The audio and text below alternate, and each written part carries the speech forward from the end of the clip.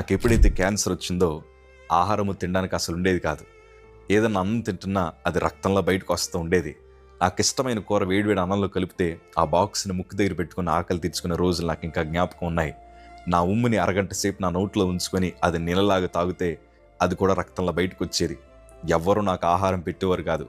మా తల్లిగారిని అడిగాను, అమ్మ నాకు చాలా విపరీతమైన ఆకలేస్తుంది అని. అంటే మా తల్లి అన్నారు కదా, నువ్వు ప్రభుని అడిగయ్యా, ప్రభే నిన్ను పోషిస్తాడు.